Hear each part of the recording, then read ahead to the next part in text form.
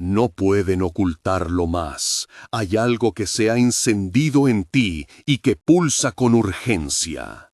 Si sientes un tirón en el pecho, una luz que aparece en sueños o una voz sin palabras que te invita a ir, esto no es simple melancolía, es un llamado que reclama acción ahora mismo. Coloca la mano sobre tu esternón un instante, respira lento, siente la presión y la curiosidad. Si esa sensación existe, es la marca que muchos llaman transferencia y está activa en este tiempo. Si esto resuena contigo, quédate hasta el final, suscríbete y activa la campana para no perder la siguiente entrega. No hablo en términos de salvación ni de dogmas, hablo de un fenómeno místico contemporáneo que varios relatos, según testimonios de viajeros y ancianos de diferentes escuelas, coinciden en nombrar como transferencia. Un movimiento de energía que despierta potenciales latentes y que a veces obliga a abandonar lo seguro. No prometo milagros garantizados. Muchas personas cuentan sincronicidades que cambiaron el rumbo de su vida.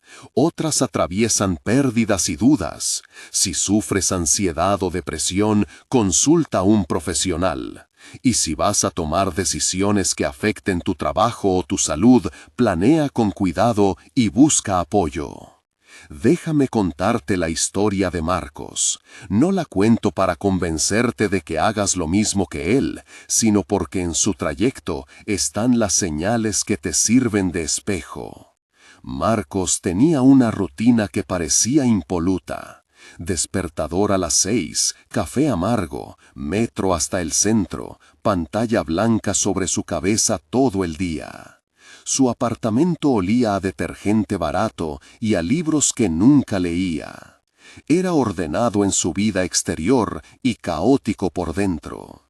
A las 3 de la mañana solía despertar con el corazón acelerado, como si alguien hubiera corrido las cortinas de su alrededor y le dejara con la vista al vacío. Al principio pensó que era insomnio, luego que eran libros sin leer, después que era culpa. Ninguno de esos nombres encajaba del todo. La primera señal verdadera apareció en un sobre. Un correo postal sin remitente, con una fotografía de un camino de tierra y una nota escrita a mano que decía: «El viaje comienza donde el miedo se queda». Marcos se rió, tiró la foto en la mesa y la foto se quedó ahí, sobre el montón de facturas, hasta que un día la tomó y la guardó en la billetera. Esa misma semana, mientras su jefe hablaba del próximo trimestre, alguien en la sala de espera pronunció la palabra nómada como si fuera un insulto. Marcos sintió que la palabra le pertenecía. Fue el primer espejo que no pudo evitar mirar. Escucha, no todas las señales se presentan como anuncios grandilocuentes. Muchas vienen como pequeñas fisuras en la cerámica de lo cotidiano. Aquí te dejo, con claridad y sin adornos, las señales que aparecen una y otra vez en los relatos de quienes aceptaron el llamado. Léelas como un checklist íntimo, no como sentencia. Primera señal: inquietud persistente. Ese desasosiego que no se calma con vacaciones ni con cambio de hábitos. Segunda señal: sincronicidades repetidas, coincidencias que se vuelven patrón, un número que aparece, una canción que vuelve en momentos clave, encuentros que parecen diseñados. Tercera señal: sueños vívidos que contienen mapas o personas desconocidas pero familiares y que se sienten más reales que la mañana. Cuarta señal: pérdida de apetito por lo que antes llenaba, trabajo, certezas sociales y una curiosa hambre por experiencias nuevas. Quinta señal: llamadas o mensajes anónimos, ayudas inesperadas, puertas que se abren sin esfuerzo aparente. Sexta señal, sensaciones físicas, mareos, calor en la nuca, la sensación de un punto en la garganta que pide ser nombrado.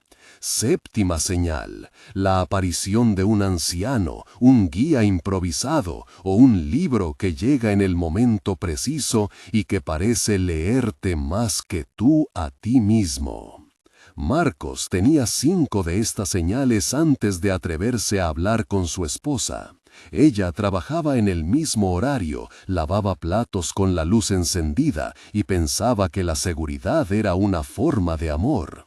Cuando él dijo que sentía un peso en el pecho que no podía explicar, ella preguntó si había ido al médico.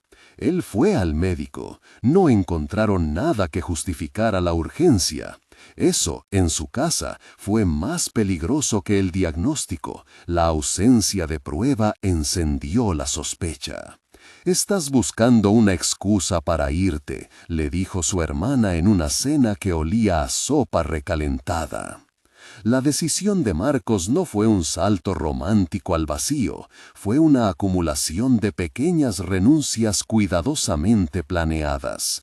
Vendió un segundo juego de muebles que casi nadie notaba. Habló con su jefe y pidió una licencia no remunerada que usó para ahorrar días. Abrió una cuenta de respaldo con el dinero que tenía destinado a cosas prácticas que al final no compró. No dejó su vida sin redes, las tejió antes de soltarlas. Esto es importante. Si vas a moverte, ten en cuenta recursos mínimos y alianzas. No se trata de abandonar en la imprudencia, sino de traducir el llamado en pasos medibles. En los relatos de ancianos que siguen caminos místicos se llama muerte simbólica a ese proceso que parece destruir una identidad para permitir el surgimiento de otra.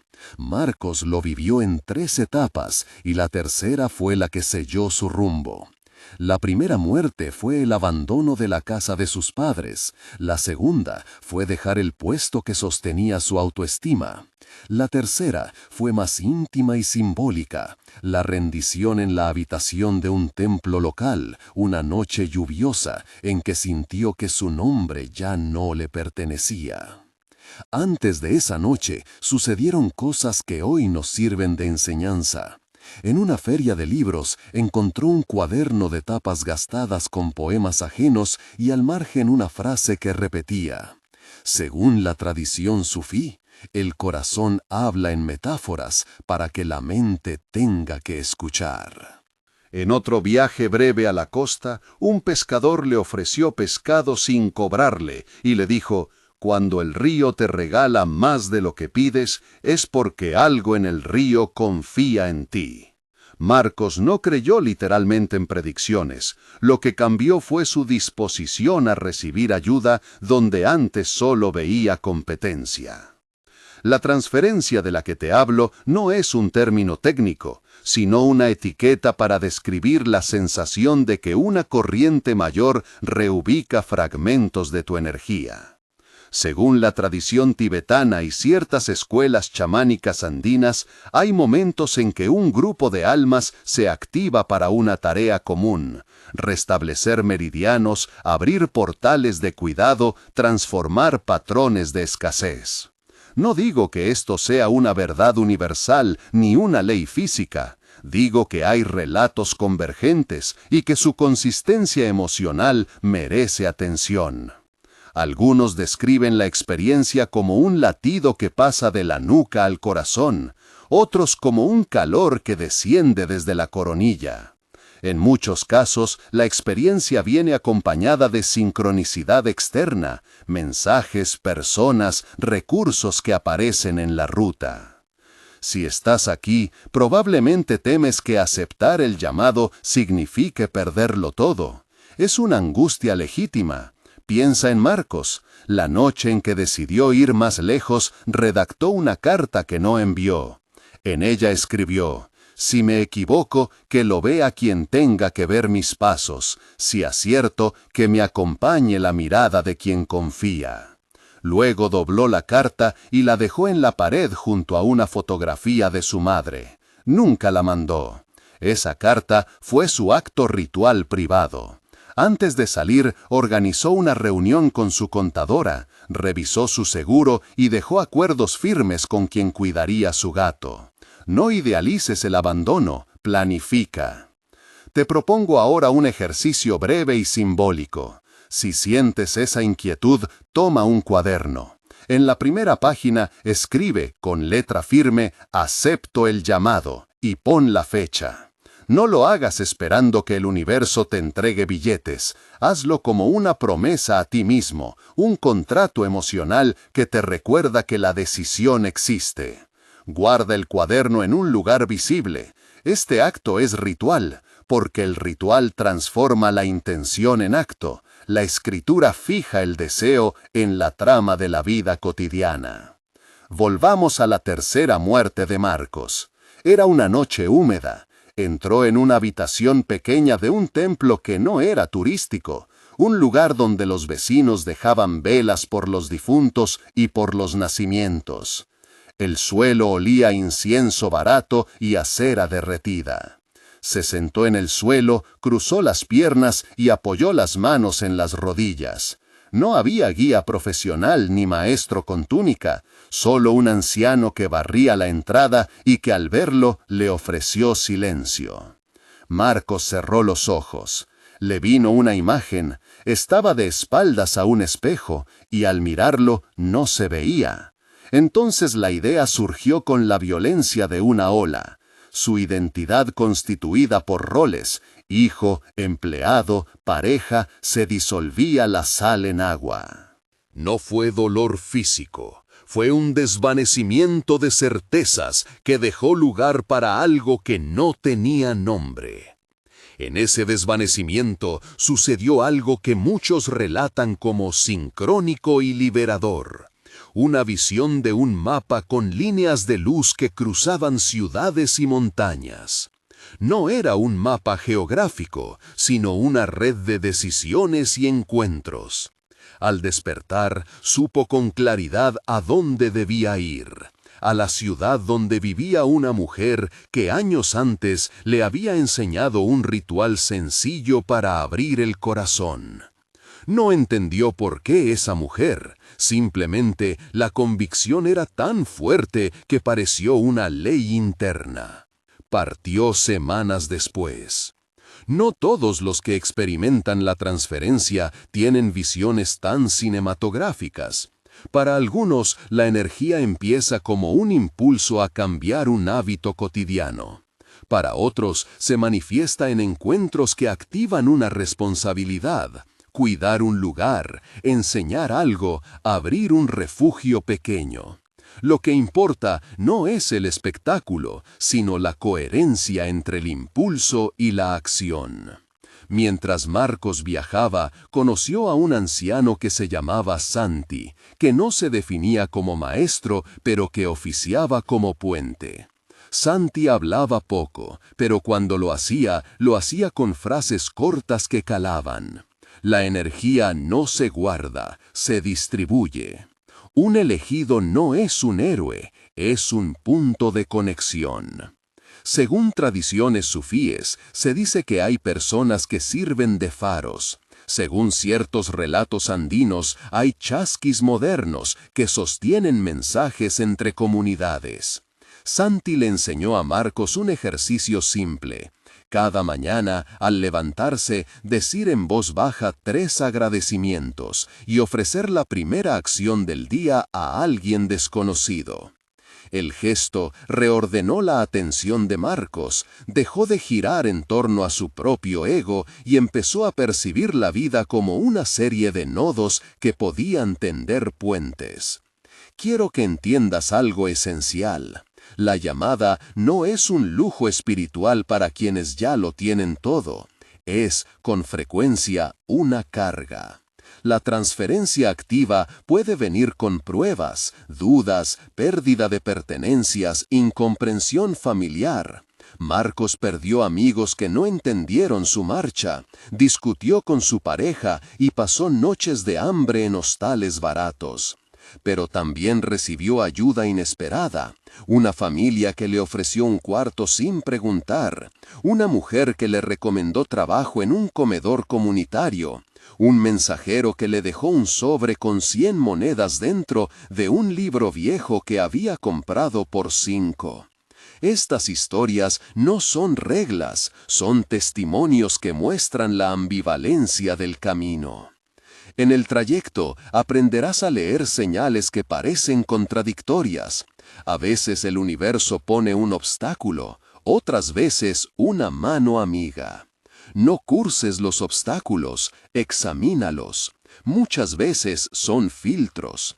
Un mentor que conocí una vez decía: lo que te corta la ruta hoy te salva de un espejo más adelante. Aprende a discernir sin volverte paranoico. Discierne con cuerpo. Observa cómo responde tu estómago, tu pulso, tu sueño.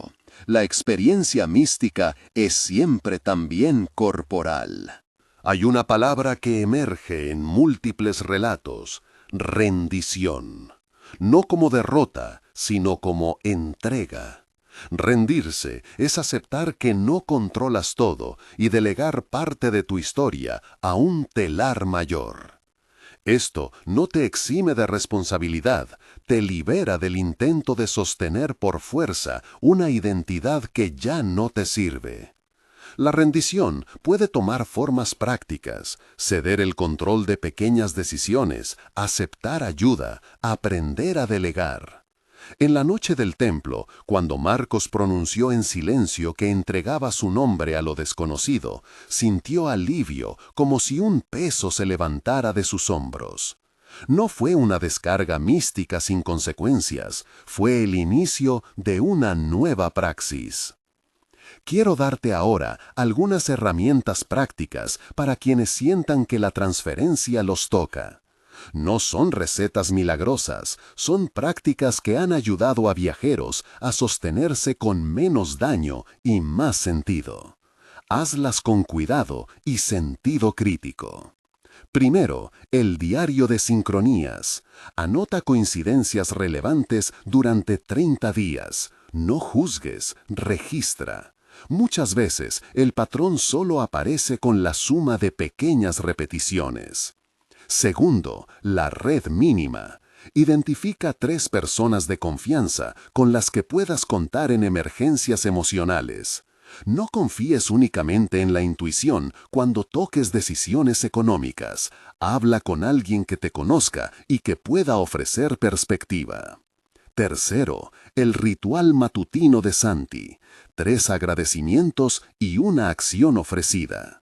Es un ancla cotidiano que transforma la intención en hábito. Cuarto, el checklist de seguridad. Antes de renunciar a un empleo, asegúrate de tener recursos para 3 meses y al menos una fuente alternativa de ingreso o apoyo. Si tomas medicación para ansiedad o depresión, consulta al profesional antes de modificarla. Quinto, el gesto del contrato. Escribe: acepto el llamado y fecha. Guarda esa hoja, mírala cuando dudes. Es un pacto contigo mismo, no una garantía externa. Estos ejercicios combinan prácticas ancestrales adaptadas a la vida moderna. Pueden abrir puertas o simplemente ofrecer claridad. Su eficacia es testimonial, no absoluta. En uno de sus periodos más bajos, Marcos llegó a un pueblo costero donde el mercado olía a pescado y a sal.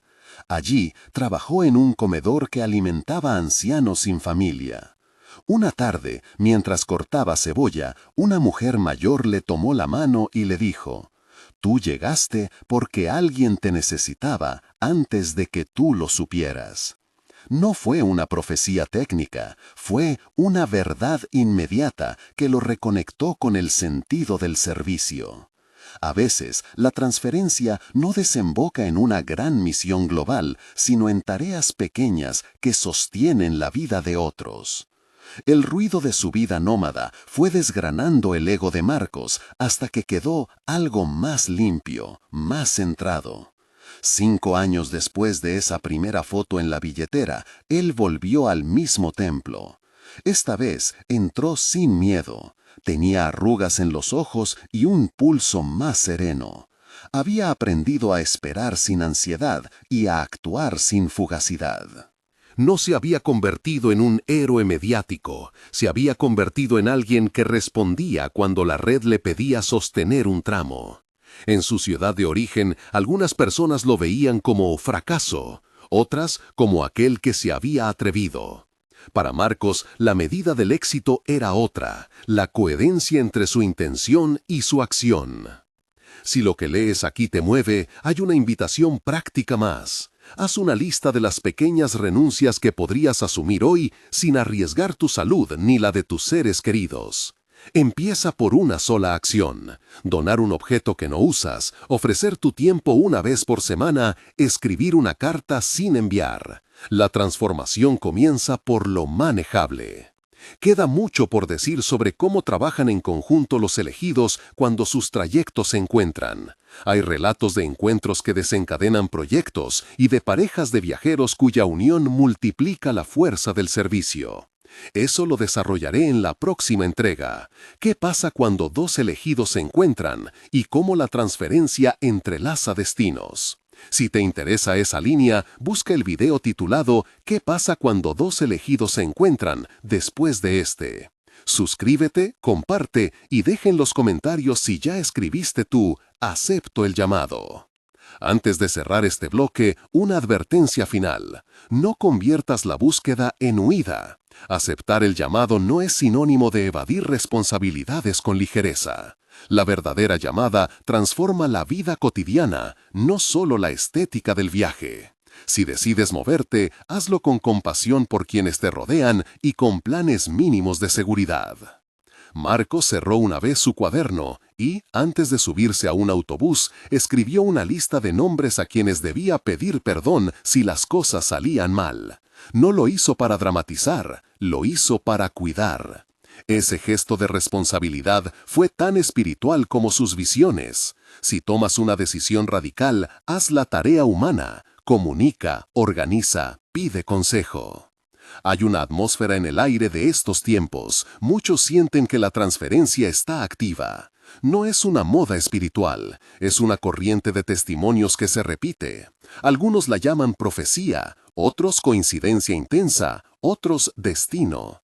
Tú eliges el lenguaje. Lo que importa es cómo respondes, con miedo, con rechazo o con un permiso lento y responsable para cambiar. A esta altura quizá quieras un ejercicio respiratorio corto para anclarte. Si lo deseas, hazlo ahora. Siéntate, respira profundo 5 veces, contando hasta 4 al inhalar y hasta 6 al exhalar. Coloca la mano en el pecho otra vez. Observa sin juzgar. Si algo se mueve, escribe una sola frase en tu cuaderno. No busques grandilocuencia. La noche en que Marcos aceptó su tercera muerte quedó grabada en su memoria como punto de inflexión, pero su vida posterior fue un tejido de acciones pequeñas. No hubo fanfarras, hubo trabajo de cocina, noches sin baño caliente y comunidades agradecidas. Y también hubo encuentros que tejieron redes planetarias, pequeños intercambios que ampliaron el sentido de su caminata. Si has llegado hasta aquí y sientes que algo en tu interior se ha activado, quiero que hagas una cosa más. Escribe ahora, en un papel visible, una pregunta que te da miedo hacerte en voz alta. No la respondas todavía. Guarda el papel. En el siguiente texto abordaré cómo responder esas preguntas cuando dos elegidos se encuentran y cómo proyectar la transferencia hacia un servicio sostenido. Mientras tanto, si este material te ha tocado, suscríbete, comparte y busca el video recomendado ¿Qué pasa cuando dos elegidos se encuentran? Para seguir profundizando. También deja en los comentarios si ya escribiste y fechaste tu «Acepto el llamado». Leeré algunos testimonios y los traeré a la próxima charla. ¿Guardaste el papel con la pregunta que no te atreves a decir en voz alta? ¿Lo dejaste sobre la mesa como quien abandona una semilla en tierra húmeda? No es señal de respuesta inmediata, sino de disposición a que algo germine. Eso mismo sucede cuando dos elegidos se encuentran. Las preguntas sin voz encuentran un interlocutor y a partir de ahí algo empieza a crecer. ¿Qué ocurre en ese encuentro? Lo que ocurre, sobre todo, es clarificación. No siempre es romance místico ni fusión instantánea de destinos. A menudo es simplemente la presencia de otro que reconoce el brillo imperfecto en ti y por contraste refleja lo que te falta ver. En ese roce se encienden dos procesos paralelos, la confirmación y la calibración. Confirmación. Cada uno percibe en la mirada del otro una validación de su llamado. Ya no es solo una intuición personal, sino una realidad compartida. Calibración. Las visiones no coinciden exactamente. Ahí está la riqueza y la fricción. Uno propone ir a la sierra, el otro piensa en abrir una cocina comunitaria. Las tensiones que nacen en esa diferencia son las que obligan a bajar el llamado del plano abstracto al plano operativo. Si el encuentro se sostiene solo en la euforia de la confirmación, la obra será errática.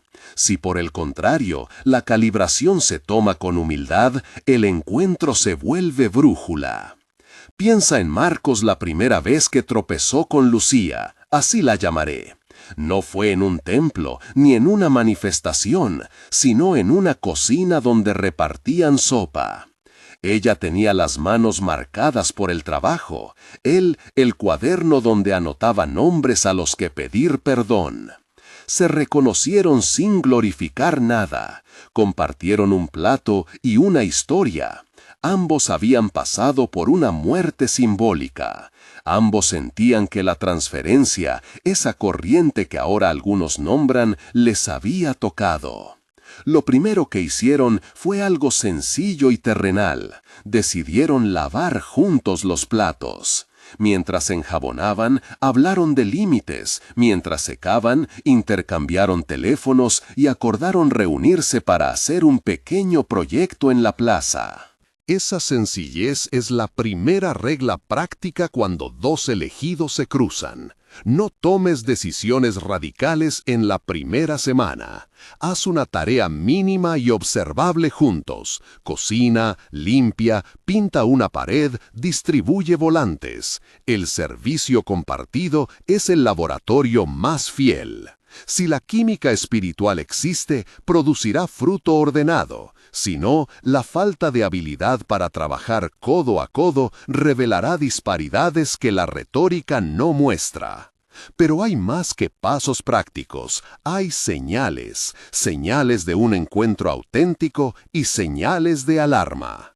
Señales saludables.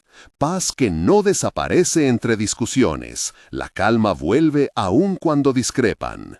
Frutos concretos, personas atendidas, casas limpias, comidas servidas. Transparencia sobre recursos y decisiones. Las cuentas no son misterio. Respeto por las familias de origen. No hay aislamiento compulsivo. Existencia de terceros que pueden dar testimonio imparcial del carácter de cada uno. Señales de alarma, secretismo financiero o emocional, aislamiento progresivo de redes de apoyo previas, euforia repentina que exige sacrificios radicales sin planificación, dependencia afectiva que pretende sustituir responsabilidad personal por devoción a la pareja de misión, posturas de superioridad en nombre del llamado. Cuando Marcos y Lucía se sentaron a estructurar su primer proyecto conjunto, una pequeña biblioteca móvil para barrios olvidados, aplicaron una regla práctica que comparto aquí porque funciona. 3 pruebas de realidad en 90 días. En ese lapso acordaron: 1. un objetivo medible. 2. Un presupuesto simbólico y claro. 3. Un plan de retirada si las cosas no funcionaban. La prueba de 90 días obliga a la humildad. O trabajas por el proyecto o lo dejas. No es temporalidad para el sentimentalismo. Es una pequeña disciplina de madurez. ¿Cómo negociar las visiones? Cada elegido trae una velocidad distinta, un don y una herida. Para que el encuentro no sea drama sino correduría, propongan un mapa. Liste 10 dones y 10 limitaciones por persona. No es un ejercicio intelectual, es un inventario funcional.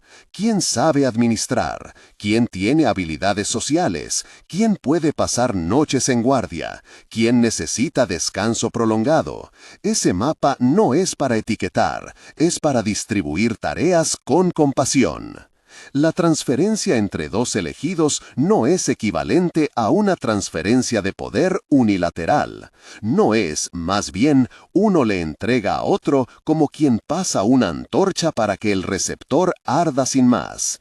Es más bien una sincronización eléctrica. Los circuitos individuales se conectan y, si están bien regulados, comparten carga y alivian sobrecalentamientos. Si no hay regulación, uno puede quemarse, el otro quedarse frío.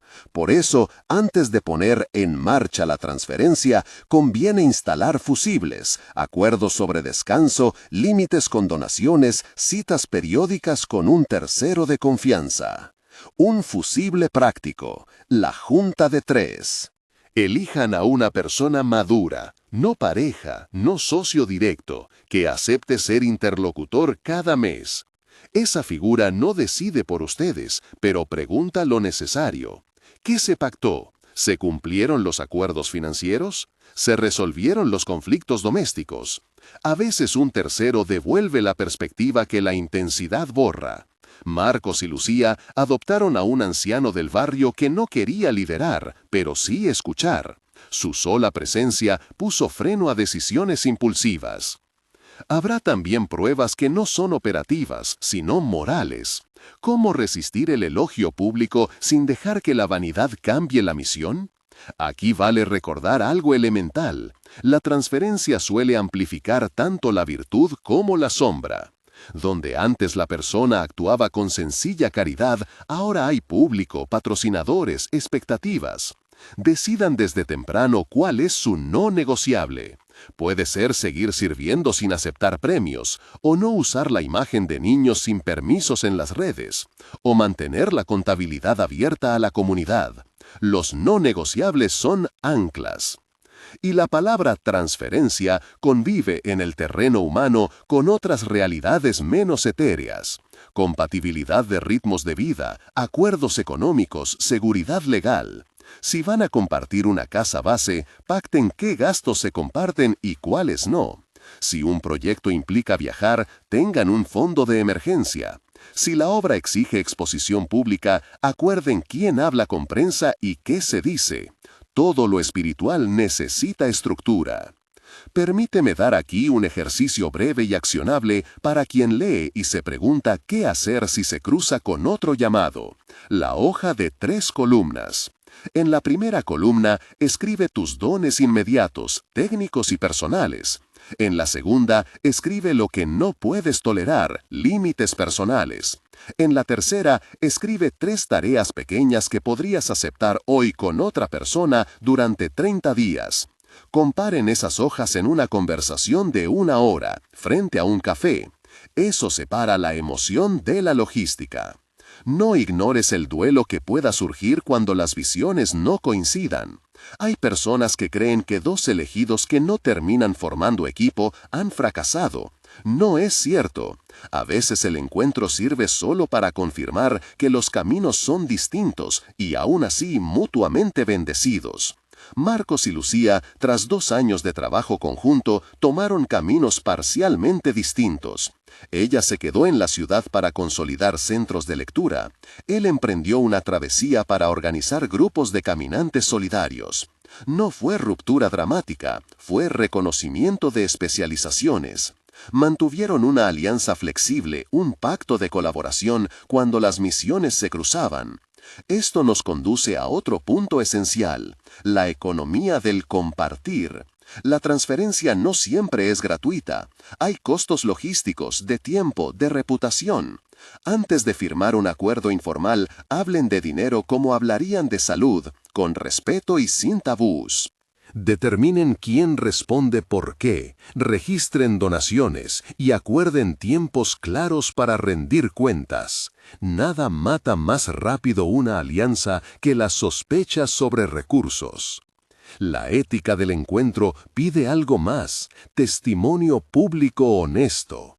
No todo debe ser expuesto, pero sí hay que dar cuentas a la comunidad que recibe el servicio. Informes simples, reuniones abiertas cada cierto tiempo, una lista de beneficiarios revisable. Esas medidas no burocráticas son, en la práctica, cultivos de confianza que mantienen la transferencia limpia. También hay un lugar para los ritos. Marcos y Lucía tenían uno.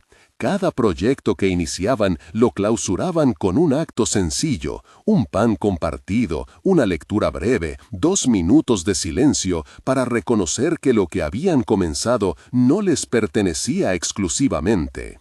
Los ritos no son teatralidad, son memoria que regula la idolatría del proyecto. Ahora quizá te preguntes por los relatos extremos, parejas de elegidos que se volvieron líderes carismáticos y luego se desplomaron por escándalos. Lo que suele faltar en esos casos no es el llamado, sino la estructura de rendición y el control de la sombra. Para contrarrestarlo, insiste en 3 prácticas: supervisión externa, rotación de responsabilidades y vacaciones obligatorias. Las 3 parecen pequeñas, pero actúan como muro frente a la megalomanía. Hay joyas en el encuentro, la multiplicación de talentos, la complementariedad que hace posible lo imposible, la belleza de ver cómo la visión del otro llena huecos que tú no sabías que tenías. Y hay aprensiones legítimas, miedo a perder la autonomía, terror a ser consumido por la agenda del otro, sospecha de manipulaciones. Todo eso se maneja con claridad y lentitud. Vuelvo a Marcos por un instante. Antes de separarse de Lucía para la etapa de la biblioteca móvil, se sentaron en la plaza con sus cuadernos. Releyeron las listas de nombres que había escrito él antes de subir al autobús, a quiénes pedir perdón, a quiénes avisar en caso de fracaso, a quiénes agradecer. Hicieron una lista conjunta de personas a las que proteger legalmente. Firmaron un documento básico de intenciones y, sobre todo, leyeron la pregunta que cada uno había guardado en secreto. La diferencia entre sus preguntas les dio una nueva tarea: cómo construir proyectos donde las preguntas no queden en papel, sino se vuelvan procesos compartidos de búsqueda. Si tú estás en la línea de la transferencia y temes un encuentro, empieza con lo mínimo. Comparte un plato, una tarea, una charla sin presión. Si ya te encuentras en alianza, haz las cosas pequeñas pero esenciales: un mapa de dones, una junta de 3, una prueba de 90 días, no negociables claros y un rito de clausura por cada proyecto. Todo esto sin perder lo esencial, que la llamada, al final, sea para servir y no para alimentar egos. Esa mañana en la que Marcos y Lucía volvieron a la plaza, la biblioteca móvil ya tenía su primer libro donado por alguien que leyó sobre su trabajo. Mientras levantaban el cartel y arreglaban las estanterías improvisadas, sintieron la corriente de la transferencia. No era magnetismo incontrolable, era esfuerzo compartido. Y en el brillo de los ojos de los primeros lectores, supieron que el encuentro había valido la pena. Si sientes inquietud ahora, toma de nuevo tu cuaderno. Abre la hoja donde pusiste la pregunta que te asusta. Al lado, escribe 3 pasos concretos para que esa pregunta deje de ser solo miedo. 1 para hoy, uno para esta semana, uno para este mes. No necesitas grandes gestos, necesitas pasos mensurables. Y si en alguno de esos pasos aparece otra persona con la misma intensidad, recuerda las reglas. Servicio primero, acuerdos claros, testigos de confianza. Terminaron de ordenar las mesas de la biblioteca y se quedaron mirando la fila de libros prestos para viajar a otras manos. Marcos pensó en la lista de perdones que llevaba en su cuaderno. Lucía en el pacto de no negociables. No dijeron gran cosa. Levantaron las manos para una foto humilde, sin pretensiones, y luego, sin discursos, fueron a buscar agua para el termo. El verdadero trabajo del encuentro suele ser así, pequeño, repetido, cotidiano. La mujer del puesto de empanadas los miró con una sonrisa que parecía hecha de harina y sol. ¿Y ya se anotaron para el préstamo?, preguntó, tendiéndoles una bolsa con monedas para el termo. Mi nieto leyó el libro de la semana pasada y ya no quiere ir a la plaza a jugar. Se le están quedando las historias pegadas. Marcos tomó la bolsa sin mirarla demasiado. Había aprendido que la gratitud a veces venía envuelta en pequeñas ofrendas. Lucía, que había vuelto con el termo y con 2 vasos, inclinó la cabeza en un gesto de agradecimiento práctico.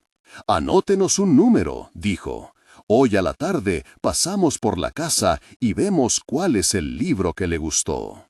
La fila de curiosos se fue multiplicando como por contagio. Madres con niños que leían sin ser leídos, un joven con la camiseta de un equipo que hojeaba un manual de carpintería, una anciana con dedos manchados de tinta que buscaba la novela de su juventud. La biblioteca móvil dejaba ese rastro de pertenencia, objetos íntimos que de pronto circulaban en voz baja, en recomendaciones, en mapas de manos. A media mañana llegó un correo, manual, escrito a mano, pegado a la tablilla del cartel. Una propuesta de donación importante. Era un paquete de cajas con libros nuevos, pero con una condición. El remitente pedía que la biblioteca creara un espacio de lectura patrocinado, con su logo y sus folletos entre los estantes.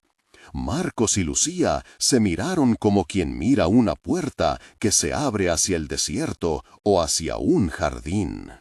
No había una respuesta automática, había reglas, había la lista de no negociables, había también la práctica de la junta de 3 y el test de 90 días. Lucía leyó en voz alta la nota mientras la plaza seguía con el murmullo de conversaciones. «Podemos aceptar los libros», propuso ella, «pero sin marcas y con un acuerdo público que lo diga. Y si el donante insiste, que pase por la junta y presente por qué quiere acompañar el proyecto». Marcos asintió. Recordó la página de su cuaderno donde había escrito «servir, no poseer». Esa frase le sonó como una regla pulcra. La privacidad no solucionaba el problema, la transparencia lo desactivaba. Llamaron a 3 personas de confianza, una maestra jubilada, un librero del barrio y un representante de la cooperativa de fomento cultural. Se formó la pequeña junta allí mismo, entre mesas y sillas plegables. La decisión fue tomada con 2 mecanismos simultáneos: creación de un acta sencilla y el rito de clausura que ya les había enseñado la práctica. El acta decía: se aceptan las donaciones condicionadas a la preservación del carácter comunitario de la biblioteca. Cualquier material informativo será clasificado como tal y segregado en un espacio rotulado como materiales de divulgación. Firmaron con nombres completos y añadieron una cláusula de revisión en 90 días. El rito consistió en partir un pan y pronunciar 2 frases en voz baja. Esto es para el pueblo y no para formar clientelas. El donante recibió la comunicación por carta, sin hostilidad, sin tecnicismos, e hizo dos cosas. Aceptó las condiciones en silencio y envió al día siguiente una caja con libros infantiles sin marca alguna. A veces la ética del encuentro funciona con límites claros. Hay quienes entran y restan, otros que entran y multiplican. No todo fue tan limpio. A la tarde apareció un joven de voz alta, ganas de hacer y discursos rápidos.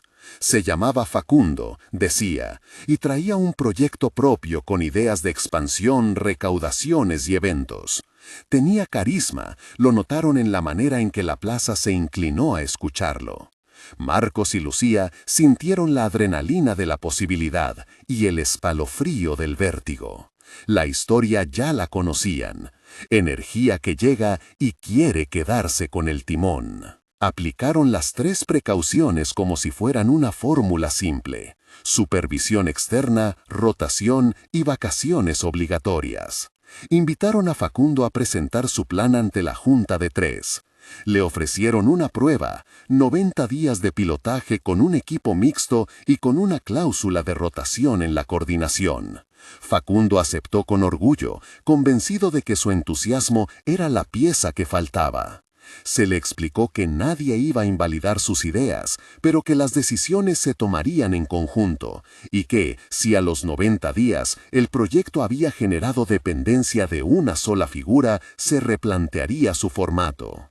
Facundo se marchó contento. Después, al volver con el primer volante impreso, dejó en una mesa una carta que decía: «Siempre supe que esto podía crecer». Los 90 días fueron intensos. Hubo noches de trabajo para ordenar estanterías, reuniones demasiado largas y pequeñas peleas por horarios. Aparecieron las diferencias de criterio. ¿Quién decidía a qué público dirigirse, si aceptar o no a ciertos grupos con intención de uso político? ¿Cómo gestionar la rotación de la coordinación? Cada discusión requería un testigo, un acta y, a menudo, detenerse para hacer el rito: pan, silencio, reconocimiento de la fragilidad propia. Esos ritos repetidos actuaban como tensores que impedían que el proyecto se tensara hasta romperse. En el 9º día del segundo mes, un vecino trajo consigo un problema práctico. La biblioteca estaba en riesgo de ser reubicada por una orden municipal que buscaba cerrar kioscos y puestos informales. La noticia cayó como un golpe. No era una catástrofe teórica, era la posibilidad concreta de perder el lugar físico. Marcos y Lucía convocaron a la comunidad. Hubo una asamblea en la que la gente contó historias. Un niño que aprendió a leer, una mujer que encontró en el préstamo de un manual el oficio que necesitaba, un hombre mayor que volvió a hablar con su nieta después de leer juntos. La respuesta no fue un pleito técnico con autoridades, sino una estrategia de soporte comunitario y visibilidad pública. Se recogieron firmas, se produjo una carta colectiva firmada por docentes y comerciantes, pero, sobre todo, los vecinos organizaron un día de lectura pública que transformó la plaza en una ceremonia de testimonio. Los rituales públicos, lecturas compartidas, música, sopas colectivas fueron otra vez no teatralidad, sino memoria convertida en protección. La visibilidad social, argumentaron, es una forma de cuidado. Aquello que se conoce, que sirve, tiene menos probabilidades de ser eliminado por la indiferencia administrativa. Al terminar la jornada de apoyo, cuando la plaza todavía olía a sopa y a tinta, Marcos y Lucía se sentaron en la última silla plegable. Estaban cansados, con papeles en la bolsa de mano y con la sensación de que cada paso los hacía más responsables. Podían haber elegido un camino más simple, crear una biblioteca cerrada para listas predeterminadas o aceptar dinero sin condiciones y crecer rápido. Eligieron lo otro: lentitud con piel, comunidad con reglas claras. Antes de irse, Lucía sacó su cuaderno y escribió 3 entradas de cierre para esa semana. 1. Revisar lista de voluntarios. 2. Acordar rotación trimestral en coordinación. 3. Programar ritual de clausura tras la reubicación. Marcos agregó en su propio cuaderno una nota: recordar a Facundo que nadie hace sola la ciudad. No había gesto grandioso, solo el orden mínimo que transforma el encuentro en institución frágil pero sustentable. La plaza volvió a la calma, pero con una presencia distinta. Libros en las manos, voces que ya sabían a quién dirigirse, una red de acuerdos invisibles que sostenía lo visible. Esa noche, al apagar las luces del cartel, Lucía sintió que la transferencia, ese acto de pasar algo propio, había dejado de ser riesgo para convertirse en práctica. Aún imperfecta, la práctica contenía herramientas, límites, transparencia, ritual, testigos y, sobre todo, la decisión cotidiana de que servir no es sinónimo de poder. Marcos cerró su cuaderno y miró la última línea que había escrito el día que partieron. Lo urgente es sostener la posibilidad de ser comunes. Sonrió con cansancio. En la mañana siguiente planeaban continuar con la cartografía de dones en el barrio. Había trabajo por delante, cosas por corregir, acuerdos por pulir, pero también había libros que esperaban viajar a otras manos, y en eso, pensó, había una forma discreta de eternidad. A la mañana siguiente, la luz de la plaza entró por la puerta como una promesa tenue. Lucía abrió la biblioteca antes de que el reloj marcara la hora habitual. Al hacerlo, el aire frío le trajo, junto al olor a papel, la sensación de un lugar que respiraba a cuidado. Sobre la mesa de trabajo extendieron la gran hoja de cartulina donde, la noche anterior, habían empezado a trazar la cartografía de dones. Nombres, habilidades, horarios. Cada hoja pegada al mapa parecía una ficha de convocación. Costura, Marta, martes. Lectura en voz alta, 16, grupo escolar. Asesoría para trámites, José, sábados. Eran anotaciones prácticas, pero también documentos íntimos, la huella mínima de una vida ofrecida. Los voluntarios fueron llegando en hilera. La maestra jubilada que hacía ejercicios de memoria con los mayores, el panadero que se ofrecía a hornear para las jornadas, un chico que sabía de diseño y proponía la primera maqueta para una web comunitaria. Lo decía con timidez, como si pedir permiso fuera parte de la cortesía del don.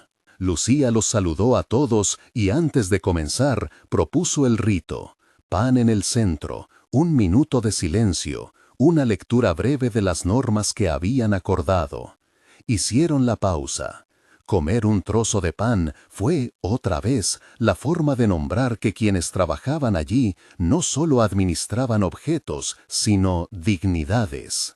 Marcos trajo la correspondencia, una nota de la oficina municipal con fecha reciente, un recordatorio, no una amenaza, y, envuelto entre folios, un volante doblado, la firma de Facundo, con el mensaje escueto que ya había dejado antes.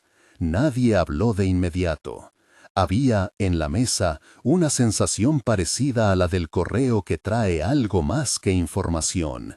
Traía la posibilidad de ser otra cosa. Comenzaron la cartografía en serio. Preguntaron a cada uno qué podía hacer con regularidad, cuántas horas y en qué condiciones. Las respuestas fueron inesperadamente generosas. Enseguida se desprendió una red de capacidades. Alguien ofrecía caja y contabilidad, otro traducción, una joven apoyo para alfabetización digital. Fueron surgiendo nombres que la comunidad no había pensado antes. La señora que arreglaba ropa y que recordó que tenía experiencia en mediación. Un padre que sabía cómo presentar proyectos para espacios culturales. El mapa se fue llenando como si la plaza misma exhalara recursos que habían estado dormidos. Pero con la cartografía emergieron también problemas concretos. ¿Cómo priorizar a quién se le daba tiempo y espacio? ¿Cómo evitar promesas que no podrían cumplirse? ¿Cómo manejar las solicitudes de uso para fines que podían politizar el lugar?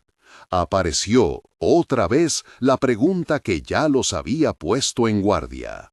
¿Hasta qué punto podían ser un espacio abierto sin perder su carácter de común? Marcos propuso un principio simple. La biblioteca no es tribuna de partido, pero sí es lugar de ciudadanía.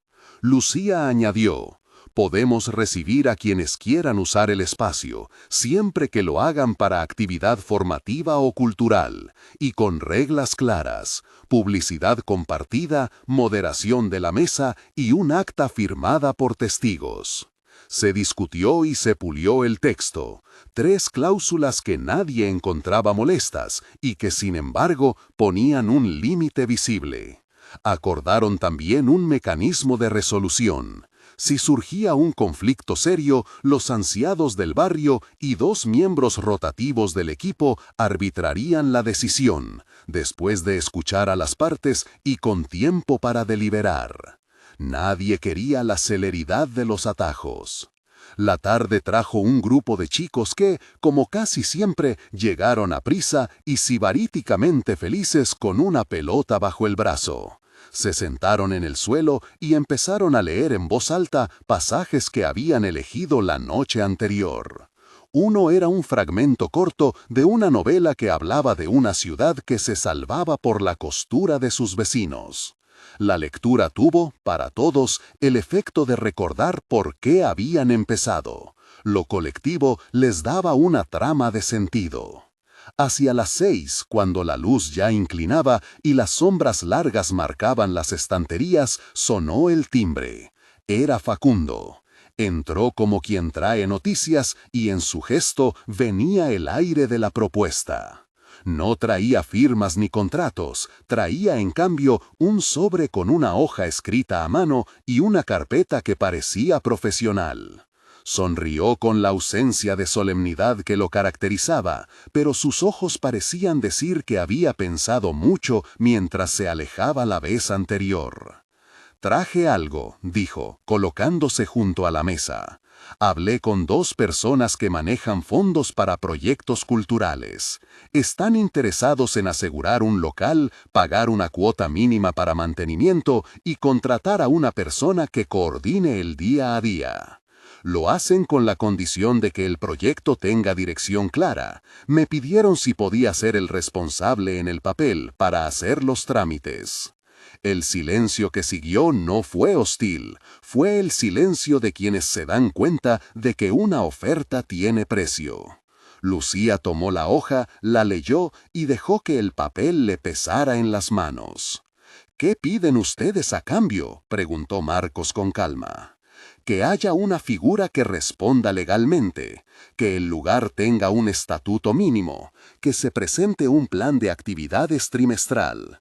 Nada extraño en rigor, en rigor. Facundo guardó distancia. Su voz tenía la fricción de la duda. Pero también piden que el responsable garantice la sostenibilidad administrativa. Eso quiere decir, en la práctica, que alguien firme. Lucía miró al grupo. Pensó en la carta que había dejado en la mesa la primera vez. Siempre supe que esto podía crecer. Pensó en el ritual del pan, en la rotación acordada, en la fragilidad y también en la posibilidad de tener un techo con servicios. La oferta resolvía una amenaza concreta, un soporte económico que evitaría la inquietud de cada mes, la preocupación por la luz o la reparación del techo. Pero la condición, la figura única que firmara, chocaba con su principio fundacional. Marcos habló después de un rato, con la voz templada por la costumbre de pensar en voz alta. Podemos aceptar condiciones administrativas, pero no a cualquier precio. No queremos que la institución se transforme en lo que tememos, un lugar donde el poder personal determine la vida de los demás. Si alguien debe firmar, que sea un acuerdo colegiado. firma rotativa, con balances y actas públicas. Y si la propuesta de ese patrocinador no lo permite, hay que negociar. No vale renunciar a la lentitud por miedo. Facundo asintió. Se notaba nervioso y, al mismo tiempo, aliviado por la discusión franca. Sacó la carpeta y dejó en la mesa un borrador, un esquema de convenio que admitía la firma de un comité gestor en lugar de una sola persona. Había cambiado en pocas horas la manera de presentar la oferta. Tal vez porque, fuera de la biblioteca, también había pensado que aquello que se quería proteger debía ser gobernado por los que lo habitaban. La noche cerró con la decisión provisional de redactar un estatuto mínimo, rotación trimestral de la firma, cuentas visibles, posibilidad de revocar a quien atentara contra la autonomía del espacio y un tribunal comunitario, simple, compuesto por ancianos, docentes y 2 representantes de los voluntarios que tendría la última palabra en casos de abuso. Convocaron además a una reunión amplia para escuchar a más voces y, sobre todo, para firmar un acta con testigos de la plaza. Cuando se marcharon, con la puerta entreabierta y el barullo de la ciudad fuera, Lucía detuvo a Facundo en la umbría. «Nadie hace sola la ciudad», le dijo, citando la nota que Marcos había escrito. «Eso incluye a quienes ofrecen ayuda. Si vienes a sostener, bienvenido. Si vienes a decidir por nosotros, tendrás que sentarte con nosotros a comer pan». Facundo sonrió, y la sonrisa no era conciliatoria por sí sola, era la promesa de una negociación difícil. Se despidieron con un apretón de manos que llevó en sí la responsabilidad de lo que vendría. Afuera, la plaza se iluminaba con las luces de la calle. Adentro, las estanterías parecían un arco que contenía la ciudad posible. Afuera, mientras cerraban la persiana, alguien pegó un aviso en el tablero: convocatoria abierta para la asamblea del sábado, con la propuesta de estatuto adjunta. La tinta todavía seca en la hoja brillaba bajo la farola. Había, en la forma en que la comunidad respondía, algo convocante. No la seguridad de una única solución, sino la voluntad de construirlas juntas. La semana se llenó de pequeñas tareas administrativas que eran, en su conjunto, la política doméstica de la supervivencia. Preparar un calendario de rotaciones, ordenar la documentación para la alcaldía, pedir a un abogado amigo que revisara el borrador del convenio. Fueron trabajos concretos, sin glamour, que requerían paciencia. En cada reunión, el pan se hizo rito y herramienta. Era el primer paso antes de votar, la pausa que les recordaba que estaban allí para compartir. Sin embargo, entre los nombres y los horarios empezó a circular un rumor que nadie había querido fiar en voz alta: que la reorganización municipal seguiría adelante con o sin diálogo. La noticia funcionó como un recordatorio de que las leyes que afectan los espacios públicos no siempre respetan la música de las plazas. Por eso, la comunidad decidió amplificar la visibilidad. Mapas impresos de actividades, invitaciones a escuelas, una pequeña muestra en el mercado del barrio. No era una protesta escenográfica, era, de nuevo, memoria convertida en protección. El jueves por la tarde, cuando todos estaban ocupados en tareas menores, una vecina se quedó en la biblioteca para ordenar nombres. Miró la cartografía de dones y, como quien lee un mapa de rutas posibles, encontró una coincidencia. La señora que bordaba a mano también hacía mediaciones, y la maestra jubilada conocía un grupo de familias migrantes que buscaban alfabetización en su idioma. El rostro de la vecina se iluminó con una solución modesta y potente: conectar redes. Esa simple unión podría demostrar que el lugar servía a una diversidad concreta, no a un interés abstracto. Al caer la noche, mientras la plaza respiraba y las luces se apagaban de a poco, Lucía pensó que la transferencia, aquello de pasar algo que era propio a la gestión común, había dejado de ser un riesgo abstracto para volverse trabajo cotidiano. No había celebraciones ni actos triunfales, solo una larga serie de acuerdos y de planes compartidos que tejían la continuidad. Y en la continuidad encontró una especie de defensa más sólida que cualquier documento: el cuidado repetido. Pero aún quedaba una decisión por tomar, la respuesta formal a la oferta de Facundo. Redactarían el convenio con sus condiciones, lo someterían a asamblea y, si era necesario, negociarían con los financiadores. No era la última palabra, apenas un paso. Y fuera, en la calle, alguien dobló la esquina con un paquete bajo el brazo. Un nuevo libro para el estante de narrativa que no estaba en el inventario. Los niños lo descubrieron al día siguiente y lo leyeron como si fuera un mapa de otra ciudad. La biblioteca siguió su curso, frágil, ritual, más capaz por cada mano que se ofrecía. Entonces, en la reunión de planificación, al terminar de votar las cláusulas del estatuto y antes de levantar las actas, alguien abrió la puerta y dejó entrar a una persona cuyo nombre nadie esperaba. Era una delegada de la oficina municipal, con una libreta y una expresión que mezclaba trabajo y curiosidad. Traía preguntas y promesas, de diálogo y una nota. Había inspecciones programadas en la calle para la semana próxima. La noticia cambió la mesa en silencio. El plan de estadíos, la legalidad y la plaza como cuerpo colectivo volvieron a estar en juego. Se miraron y, sin decirlo en voz alta, entendieron que los próximos días exigirían aquello que ya habían practicado: paciencia, acuerdos, testigos y la capacidad de transformar la presencia en defensa. Salieron a la plaza a colgar carteles invitando a la audiencia pública. Era una manera de hacer visible lo que hasta entonces se sostenía solo por manos y nombres. Mientras clavaban las hojas en la madera, la gente pasaba y miraba.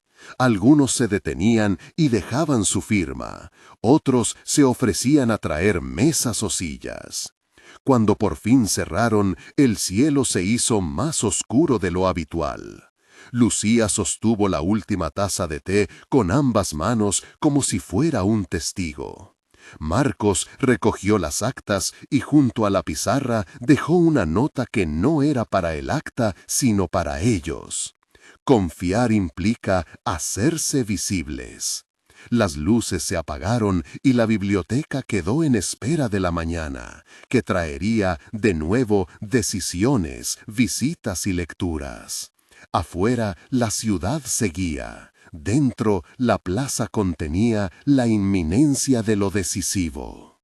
La noche, larga y templada, llevaba rumores y esperanzas. Y en la última hoja del cuaderno de Lucía quedó escrita una frase que no era un plan técnico, sino una promesa ética: sostener la posibilidad de ser comunes, aun cuando lo pidan en nombre de la urgencia. Entonces alguien tocó la puerta. Era Facundo otra vez, con una carpeta y una oferta que parecía buena, tal vez demasiado buena, y que, por sus condiciones, pondría a prueba la fragilidad que ellos mismos habían hecho regla. Se miraron y sin prisa le pidieron que entrara, para conversar. Había que decidir, pero sabían que la decisión tendría que pasar primero por el pan y el silencio compartido.